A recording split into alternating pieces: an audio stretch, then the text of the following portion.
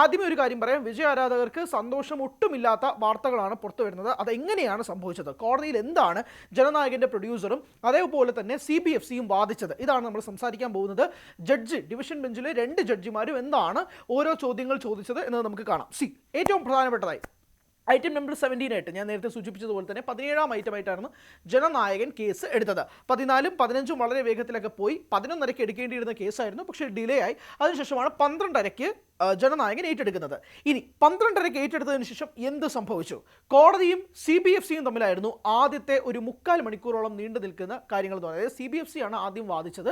CBFCയോട് division bench ചോദിച്ചൊരു ചോദ്യം, എന്താണ് പ്രശ്നം, നിങ്ങൾ പറയും പ്രശ്നം എന്താണ്, കുറച്ചുകൂടെ ക്ലാരിറ്റി ആയിട്ട് സംസാരിക്കാം എന്ന് പറയുമ്പോൾ CBFC പറയുന്നത്, സർ ഞങ്ങൾക്ക് 30 മിനിറ്റ് സമയം വേണം, ഞങ്ങൾക്ക് 30 മിനിറ്റ് ഇതുമായി ബന്ധപ്പെട്ട് ഞങ്ങളുടെ വാദങ്ങൾ മുന്നോട്ട് വയ്ക്കാനുള്ള കാര്യം കൊണ്ടുവരണം. കാരണം ഇതേ കോടതിയിൽ, അതായത് മദ്രാസ് ഹൈക്കോടതിയിൽ, നിങ്ങളുടെ കോടതിയിൽ തന്നെയുള്ള സിംഗിൾ ജഡ്ജ് ആയ PT ആശ ഞങ്ങളുടെ വാദം കേൾക്കാൻ പോലും തയ്യാറാവാതെയാണ് റിലീസ് ചെയ്തോ എന്ന് പറഞ്ഞ് തീരുമാനിച്ചൊരു ജഡ്ജ്മെൻറ്റ് പുറത്തുവിട്ടത്. അതുകൊണ്ട് മാത്രമാണ് ഞങ്ങൾ ഡിവിഷൻ ബെഞ്ചിലേക്ക് നീങ്ങിയത്. അതുകൊണ്ട് ഡിവിഷൻ ബെഞ്ചിന് 30 മിനിറ്റ് ഞങ്ങൾക്ക് സമയം തരണം, എന്താണ് ഞങ്ങൾക്ക് പറയാനുള്ളത്. അപ്പോൾ ഡിവിഷൻ ബെഞ്ച് പറയുന്നു, ഓക്കെ പ്രൊസീഡ്, നിങ്ങൾ പറയൂ എന്താണ് നിങ്ങൾക്ക് പറയാനുള്ളത്, 30 മിനിറ്റ് സമയം തരാമെന്ന് പറയുന്നു.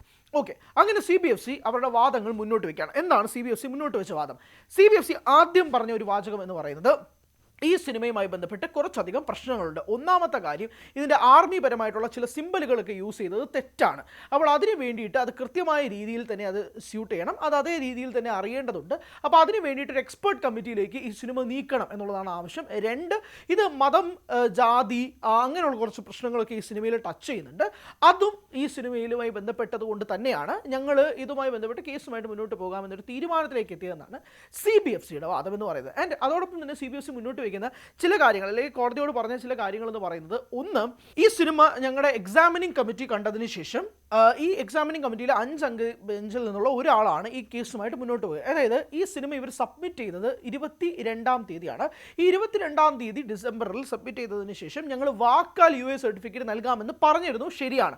പക്ഷെ അത് കഴിഞ്ഞിട്ട് ഒരു 3-4 ദിവസങ്ങൾക്ക് ശേഷമാണ് ഞങ്ങൾക്ക് ഇതിനകത്തുള്ള പ്രശ്നമുണ്ടെന്ന് മനസ്സിലാവുന്നത്. ഞങ്ങൾ പിന്നീട് ഇത് കേസുമായി മുന്നോട്ട് പോകാമെന്ന് തീരുമാനിച്ചത്. അത് ഞങ്ങൾക്ക് ചെയ്യാനുള്ള എല്ലാ അവകാശവുമുണ്ട്, അത് ചോദ്യം ചെയ്യാൻ കഴിയില്ല. കാരണം ഇത് അതിനുശേഷം ഞങ്ങൾ ഇങ്ങനൊരു പ്രശ്നമുണ്ടെന്ന് CBFCയിലുള്ളിൽ തന്നെ പറഞ്ഞപ്പോഴേക്കും ഞങ്ങളുടെ ഹെഡ്, അതായത് ചീഫിനോട് സംസാരിച്ചതിന് ശേഷം ഓക്കെ അങ്ങനെയാണെങ്കിൽ ഇതുമായിട്ട് മുന്നോട്ട് പോകൂ, കേസുമായിട്ട് മുന്നോട്ട് പോകൂ എന്ന് പറഞ്ഞതിൻ്റെ അടിസ്ഥാനത്തിലാണ് ഇതുമായി ബന്ധപ്പെട്ട് നടത്തിയതെന്നാണ് CBFCയുടെ വാദം. അങ്ങനെ CBFC ഒരു 1 മണിക്കൂറോളം ഈ കേസുമായി ബന്ധപ്പെട്ട് അവരുടെ വാദങ്ങൾ മുന്നോട്ട് വെച്ചതിന് ശേഷം ഡിവിഷൻ ബെഞ്ച് പറഞ്ഞു, ഓക്കെ ഇനി ജനനായകൻ എന്താണ് പറയാനുള്ളത്, ജനനായകൻ ടീമിന് എന്താണ് സംസാരിക്കാനുള്ളതെന്ന് പറഞ്ഞപ്പോൾ അവരുടെ അഭിഭാഷകൻ എഴുന്നേറ്റ് എന്ന് പറഞ്ഞ വാചകങ്ങളാണ് ഏറ്റവും പ്രധാനപ്പെട്ട കാര്യമായിട്ട് സംസാരിക്കേണ്ടത്. ഏറ്റവും പ്രധാനപ്പെട്ട കാര്യം, ജനനായകൻ ടീം പറഞ്ഞത്, ഇത് വളരെ അധികം നീണ്ടു പൊക്കോണ്ടിരിക്കുകയാണ്, ഞങ്ങളുടെ കയ്യിൽ ഇത് നിൽക്കുന്നില്ല, ഓരോ ദിവസവും കഴിയും തോറും ഞങ്ങൾക്ക് കൂടുതൽ പ്രഷർ വന്നുകൊണ്ടിരിക്കുകയാണ്, ഞങ്ങൾക്ക് കൂടുതൽ നഷ്ടങ്ങൾ സംഭവിച്ചുകൊണ്ടിരിക്കുകയാണ്.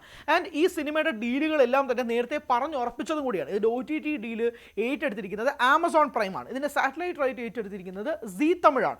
കാരണം ഈ ഓഡിയോ ലോഞ്ചൊക്കെ നമുക്കറിയാം ZEE5ലാണ് സ്ട്രീം ചെയ്ത്, പിന്നീട് സീ തമിഴിലൊക്കെ വന്നു. ടെലിവിഷൻ റൈറ്റ്സ് സ്വന്തമാക്കിയിരിക്കുന്നത് സീ ആണ്. അതോടൊപ്പം തന്നെ OTT റൈറ്റ്സ് സ്വന്തമാക്കിയിരിക്കുന്നത് ആമസോൺ ആണ്. ഇപ്പോൾ ആമസോൺ ഞങ്ങൾക്കെതിരെ കേസ് കൊടുക്കാൻ വേണ്ടിയിട്ടിരിക്കുകയാണ്. കാരണം ഇതിൻ്റെ എന്നാണ് റിലീസ് എന്നറിയില്ല. അപ്പോൾ ആമസോൺ ഇത് നേരത്തെ പല കോടികളും മുടക്കി, ഏകദേശം ഏറ്റവും വലിയൊരു തുക, തമിഴ് സിനിമയിലെ ഏറ്റവും വലിയ തുകയും കൂടെയാണ് Amazon prime Jananayakan സ്വന്തമാക്കിയിരിക്കുന്നതാണ് inside report. ഇപ്പോഴും ആ തുക എത്രയാണെന്നുള്ളത് വ്യക്തമല്ല, പ്രൊഡക്ഷൻ കമ്പനി പുറത്തുവിട്ടിട്ടില്ല. അപ്പം ഞങ്ങളുടെ കയ്യിൽ നിന്ന് ഇത്രയും പൈസയ്ക്കാണ് ആമസോൺ വാങ്ങിയത്. അപ്പോൾ ആമസോൺ ഇപ്പോൾ ഞങ്ങൾക്കെതിരെ പരാതി കൊടുക്കാൻ വേണ്ടിയിട്ട് നിൽക്കുകയാണ്. കാരണം ഒരു റിലീസിൽ നിങ്ങളൊരു തീരുമാനം ഉണ്ടാക്കണം, അല്ലെങ്കിൽ ഞങ്ങൾ കേസിന് പോകുമെന്നാണ് ആമസോണിൻ്റെ ഭാഗത്തു നിന്നും പറയുന്നത്.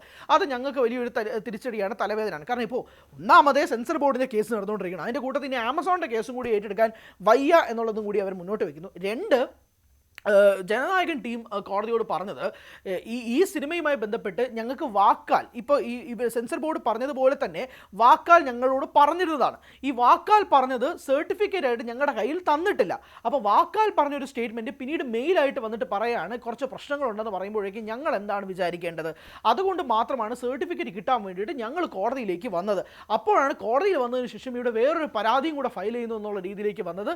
ഇത് ഒട്ടും മനസ്സിലാക്കാൻ കഴിയുന്നില്ല എന്നുള്ളതാണ് ജനനായകൻ ടീം പറഞ്ഞത്. അതോടൊപ്പം തന്നെ ജനനായകൻ ടീം പറഞ്ഞത് ഞങ്ങൾ ഏകദേശം 500 കോടിയോളം ഈ സിനിമയുമായി ബന്ധപ്പെട്ട് മുടക്കി കഴിഞ്ഞിരിക്കുന്നു, ഇനിയും ഇത് കാത്തു നിൽക്കാൻ പറ്റത്തില്ല, ഞങ്ങൾ റിലീസ് ഡേറ്റ് 9-ാം തീയതി പറഞ്ഞു, ഇപ്പോൾ 20-ാം തീയതി ഏകദേശം 11 ദിവസങ്ങൾ കഴിഞ്ഞിരിക്കുന്നു, ഞങ്ങൾ ഞങ്ങളുടെ ആക്ടറിനോട് ആൻസറബിൾ ആണ്, ഞങ്ങളുടെ ആക്ടേഴ്സിൻ്റെ ഫാൻസിനോട് ആൻസറബിൾ ആണ്, മോർ ഓവർ ഞങ്ങളുടെ പ്രൊഡക്ഷൻ കമ്പനിക്ക് ഒരു റെപ്യൂട്ടേഷൻ ഉണ്ട്, ഒരു തീയതി ഫിക്സ് ചെയ്തതിന് ശേഷം ഞങ്ങൾക്ക് റിലീസ് ചെയ്യാൻ പറ്റിയില്ലെങ്കിൽ സ്വാഭാവികമായിട്ടും ജനങ്ങൾക്ക് മേൽ ഞങ്ങളുടെ വിശ്വാസം പോവും, അത് കാത്തു സൂക്ഷിക്കേണ്ട ഒരു അവസ്ഥയുണ്ട് എന്നൊക്കെയാണ് ജനനായകൻ ടീം കോടതിയുടെ മുന്നാകെ പറഞ്ഞത്. അപ്പം കോടതി ചോദിച്ചത് ഏറ്റവും പ്രധാനപ്പെട്ട ഒരു ചോദ്യം ജനനായകൻ ടീമിനോട് ചോദിച്ചത് ഇങ്ങനെയാണ്: അങ്ങനെയാണെങ്കിൽ നിങ്ങൾ എന്തിനാണ് റിലീസ് ഡേറ്റ് ഫിക്സ് ചെയ്തത്?